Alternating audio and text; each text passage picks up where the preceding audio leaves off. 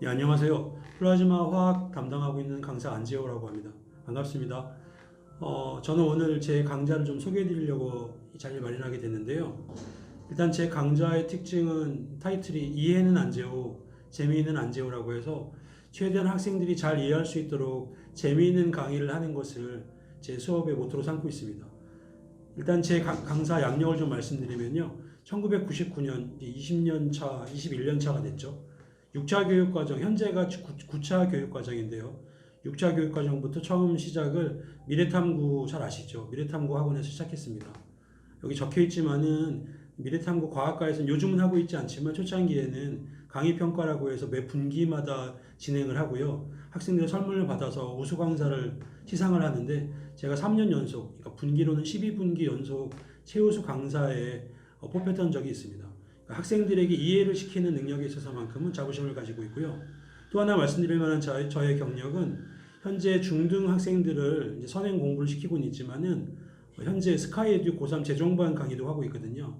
그래서 어떻게 보면 제 특징이라고 할 수 있는 다른 분과는 좀 다른 점은 저는 올림피아드라든지 특목 그러니까 과고나 영재고죠. 그쪽을 위한 시험 공부라기보다는 고등학교에서 좀 더 공부를 잘할 수 있도록 하는 현재 수능 강의를 하고 있기 때문에 현재 중학교 학생들이 나중에 고등학생들이 돼서 내신 및 수능에서 훌륭한 성적을 거두려면은 어떤 게 필요할지를 잘 알고 있는 강사라는 게 제 특기, 제 자랑거리라고 할 수 있을 것 같습니다.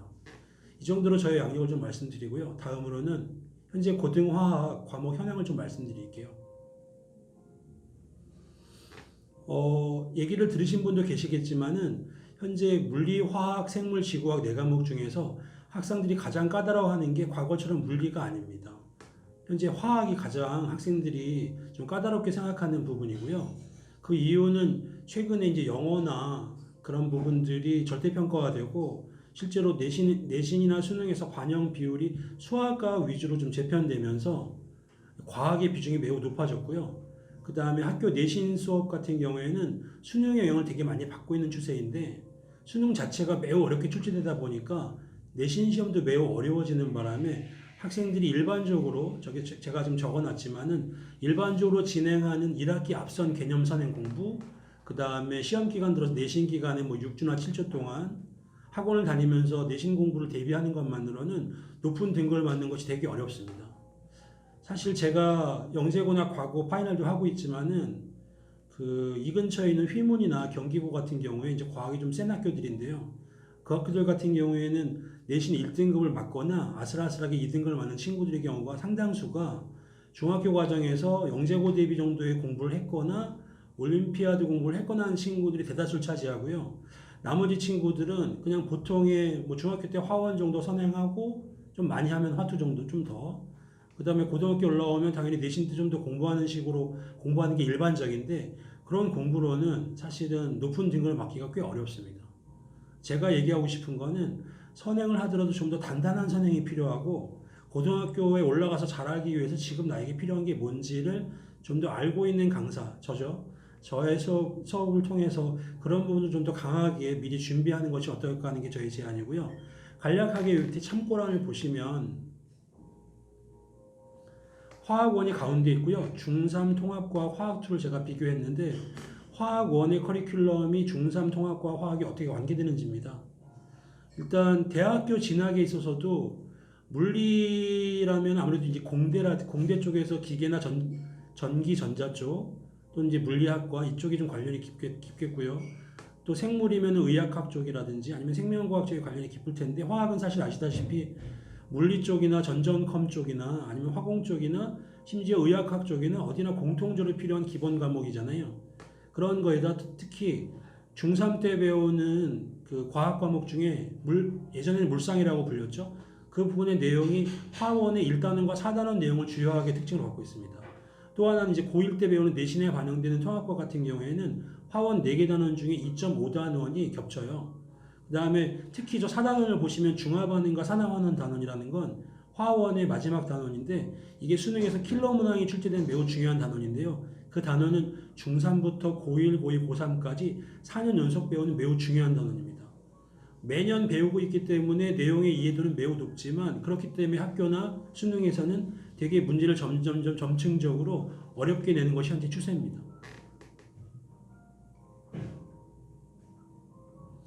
다음으로는 제 이제 학습관리 시스템을 설명드릴 건데요. 5단계 학습관리 시스템입니다. 제가 수업하는 거의 핵심은 첫 번째는 수업을 최대한 재미있고 이해가 잘 되도록 해주자는 건데 그것만으로는 충분치가 않아요. 보통 저희가 14주 정도 강의를 진행하고요. 그 다음에 이제 매주 한 단원 정도를 체크하고 넘어가는데 사실 하나를 한 단원을 배우고 한 주 후엔 다른 단원을 배우는 식으로 쭉 한 서너 달이 지나버리면요. 제 생각에는, 그 다음에 제 경험으로 봤을 때는 처음에 배운 건 나중에 14주면 많이 까먹습니다. 그리고 이게 만약에 중2나 중3 때 진행되면 1년이 지나면 거의 기억이 잘 나지 않는 게 현실이고요. 제 경우에는 가급적이면 이 부분들을 좀 가급적 반복해서, 물론 짧은 제한된 시간이지만은 반복적으로 다져서 그 부분들이 좀 복습이 충분히 돼서 자기 걸로 충분히 만드는 그런 걸 좀 목표로 삼고 있고요. 이 5단계에서 보통의 경우는 이제 테스트를 한 번 보잖아요. 수업 시간에. 저는 이제 2번 봅니다. 하나는 오늘 테스트라고 해서 오늘 배운 내용을 수업이 끝나기 직전에 한번 총정리한 의미로 보고요. 복습 테스트는 오늘 배운 내용들을 숙제 같은 걸 한 다음 주에 한 번 더 보는 거죠. 이제 순서대로 보면 처음 이제 박스 안에 보시면 처음에 이제 복습용 과제 해설 수업이 있는데요. 이거는 제가 수업이 시작되면 지난주에 내줬던 복습용 과제에 대해서 질문을 받습니다. 그래서 그 복습용 과제는 제가 충분한 해설까지 다 적어주는데요. 학생들이 채점까지 하고 틀린 거 체크하고 또 해설을 보면서 왜 틀렸는지 확인하는 오답 정리 과정을 제가 요구할 거고요. 근데 그럼에도 불구하고 해설을 적어줬음에도 불구하고 이해가 안 되는 부분들 이런 것들은 다시 한번 해설 수업을 하는 것이죠. 이 해설 수업은 반드시 그 학생들이 모르는 걸 질문하는 거에 끝나는 것이 아니라 모르는 걸 질문하면 지난주에 배웠던 걸 다시 한번 좀 정리해 설명해 줄 수 있는 시간을 갖는 것이 제 목적입니다. 그래서 수업을 한 번 하고 마는 것이 아니라 한 번 더 하는 것이죠. 그래서 똑같은 수업이라기보다는 한 번 했는데 문제를 풀어보니까 적용이 잘 안 됐다. 그런 것들을 좀 더 입체적으로 다시 한번 이해할 수 있는 그런 시간을 갖는 게 제 목표고요. 두 번째는 이제 그거까지 했으면 지난번에 수업도 했고 지난번에 당일 테스트도 했고 또 숙제를 통해서 복습도 했고 또 숙제한 것 중에 모르는 것까지 한 번 더 설명을 들었으면 이제 어느 정도는 이해가 된 거라고 보고 이제 그 모든 것을 총괄 평가하는 복습 테스트를 실시합니다. 그 테스트는 이제 점수가 어머님들한테 보내드릴 거고요. 그 다음에 좀 못한 친구들이라든지 아니면 잘한 친구라든지 다양한 친구들에 대해서는 피드백 작업을 지금 후속 작업으로 진행할 생각입니다. 그 다음에 이제 새 진도 개념 강의를 하고요. 그 다음에 진도 강의가 끝나면 아까 말씀드린 것처럼 진도 강의에 대한 기본적인 개념들, 그 다음에 그 내용들을 잘 이해했는지를 묻는 오늘 테스트를 실시할 거고요.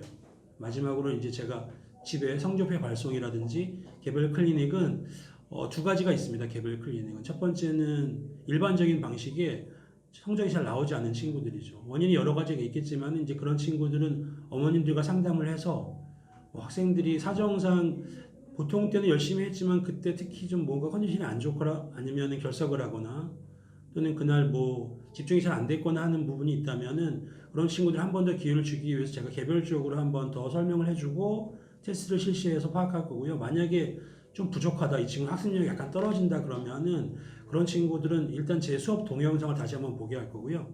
그 다음에 개별적으로 클리닉을 통해서 그걸 점검하는 식의 진행을 할 생각입니다. 또 한 측면은 이제 학생들이 모두가 다 똑같은 어떤 균등한 이해 수준을 가져오는 게 아니기 때문에 그런 것들을 해결하는 거에서 또 중요한 부분이 되게 잘하는 친구들 입장에서 약간 지루할 수도 있습니다. 왜냐하면 수업이 대체적으로 평균적인 수준에 진행이 되기 때문에 매우 잘하는 친구들은 그 친구들을 좀 더 강하게 훈련시켜 줄 수 있는 프로그램이 좀 필요하다고 저 느끼거든요. 그런 친구들은 개별적으로 부가과제는 제가 준비하고 있는 거는 현재 저희가 교재를 하이탑을 사용하고 그거에 맞는 복습장을 사용하고 있는데요. 그 친구들은 그렇다면 과연 고등학교에서 지금 학생들이 풀고 있는 정확히는 고2 이상의 친구들이죠. 화학원을 배우는 친구들은 고2, 고3 친구들이니까 그 친구들이 푸는 문제집 있잖아요. 시중에 널리 알려져 있지만은 완자라든지 오공비 같은 책들, 그다음에 일부 수능 특강 EBS, 그다음에 수능 기출 문제들로 편성된 제가 이제 그 스카이에듀입니다. 스카이에듀 재정보안 강의를 하면서 갖고 있는 자료들을 충분히 있기 때문에 그 자료들을 활용해서 약 20에서 30문제 정도의 부가 숙제를 그 친구들에만 따로 내줍니다. 그래서 따로 제가 체크를 받아서 따로 숙제를 검사를 하고 개별적으로 질문을 받는 식으로 진행을 하거든요. 그래서 설사 공부가 좀 더 잘 되는 친구들이라 하더라도 그 친구들도 클리닉이 필요하다. 왜냐하면 못하는 친구만 하는 클리닉은 아닌, 제가 볼 때는 좀 충분하지 않다고 보는 거기 때문에 그런 정도가 제 수업 강의의 좀 특징이라고 할 수 있을 것 같습니다. 다시 한번 말씀드리면 제 수업은 크게 5단계다. 오늘 테스트와 복습 테스트로 테스트 한 번이 아니라 당일 배운 건 당일 점검하고 그 다음에 충분하게 집에서 그러니까 숙제를 통한 복습을 한 후에 제대로 된 테스트를 한 번 더 할 거다. 그 다음에 그 테스트 결과 부족한 부분에 대해서는 충분한 해설 강의를 해줄 거고 그거로도 충분치 않은 친구들은 개별 클리닉 지도를 통해서 좀 더 타이트하게 완성될 수 있도록 도와줄 거며 아울러서 혹시라도 성적이 너무 높게 나오는 친구들은 또 그 친구 나름대로 수준 높은 어떤 문제를 제공함으로써 성취도를 높일 수 있도록 해주겠다. 이것이 제 기본적인 강의 컨셉이라고 말씀드릴 수 있을 것 같습니다. 그 다음으로는 이제 수업의 피드백 방식, 성적표 발송 및 소통이 나와 있는데요. 사실 아까 말씀드린 거랑 겹칩니다. 이 부분은 가급적이면은 그 이해가 저조한 학생들을 개별적으로, 저 같은 경우에는 이제 제가 주중에는 낮에 재종반 수업을 하고 저녁 때 시간이 이제 월화수목금은 비거든요. 주말에만 제가 여기서 이제 그 학생들 강의를 여기 중등관 특목반에 수업을 하고 또 이제 3월 중순부터는 주말에 여기 근처에 있는 일반고 자사고 학생들의 내신 대비 수업을 하는데요. 그럼에도 불구하고 주중에는 제가 월화수목금 저녁 시간은 비워놓고 있습니다. 그 시간은 학생들의 이제 클리닉 시간, 질문 받는 시간으로 삼으려고 하는 거거든요. 물론 학생들이 바쁘겠지만 보통의 경우에는 제가 어떻게 진행시키냐면 평일에도 대치동에 수업하러 오는 경우가 많잖아요. 그러면 만약에 6시부터 9시까지 수업이 있다고 치면은 9시 끝나면 30분이나 1시간 정도 들려서 자기 부족한 분을 저한테 개인적으로 클리닉 받으면 사실 개별 클리닉은 긴 시간을 요하는 게 아니라 아주 필요한 부분을 핀포인트로 찍어서 설명해 주면 사실 이해도가 매우 높아지는 거거든요. 그래서 보통 뭐 사람들을 다른 강사들 보면은 조교들을 통한 질문을 받고 하지만 저는 주중에 저녁 시간에 학생들 편한 시간, 저랑 맞는 시간에 맞춰가지고 학생들이 다른 학원을 설사 다니더라도 끝나고 30분 또는 1시간에 들려가지고 아니면 수업하기 전 시간이라도 들려서 자기 필요한 부분을 할 수 있도록 진행하려고 합니다. 결론적으로 말하면 학생들이 의지만 있으면 저는 충분히 낮이나 밤이나 시간을 투자할 의사가 충분히 있고 실제로 그렇게 진행하고 어떻게 보면은 그런 경우는 사실 실제로 진행해 보면 소수의 학생들이 되게 열심히 하죠. 되게 열심히 하려는 친구들이 되게 많은 혜택을 가져갑니다. 여러분의 자녀들이 그런 혜택을 받을 수 있는 학생들이 되기를 좀 저는 원하고요. 뭐 그 학생들이 너무 많아져서 시간이 부족할 정도가 돼보는 게 제 꿈입니다. 네. 이상으로 어느 정도 제 말씀 좀 다 드린 것 같고요. 마지막으로 좀 제가 이제 추가로 드리고 싶은 말씀은 제가 화학을 담당하고 있긴 하지만은 저 같은 경우에는 이제 과학책 읽기 모임이라는 걸 진행해요. 한 달에 2번이죠. 그 2주일에 한 번씩 책 한 권을 읽고 과학책 읽기 토론 모임을 하는데 제가 그 모임을 하는 거는 개별적인 지적 호기심도 있지만은 끊임없이 제가 학생들에게 줄 만한 것들을 찾으려는 게 큽니다. 그 모임에 참석하시는 분들은 스캡터라고 지금 우리나라에서 나오고 있는 과학 잡지가 있는데요. 거기 편집장님도 계시고 그 다음에 서울대 의대 나오신 의사 선생님도 한 분 계시고 또 서울대 전기공학과 나온 변리사분도 한 분 계시고요. 대부분 과학적인 지적 호기심이 넘치시는 분들이에요. 저도 그쪽에 대한 지적 호기심이 넘치는데 그 이유는 제가 그런 걸 끊임없이 좀 흡수함으로써 학생들에게 교과 내용뿐만 아니라 교과랑 관련된 내용들을 학생들에게 좀 많이 알려줌으로써 좀 과학에 대한 딱딱한 느낌 그런 것보다는 실생활과 관련된 얘기들까지도 많이 연결시켜주는 그런 면이 제 수업의 또 하나의 특징이라고 할 수 있습니다.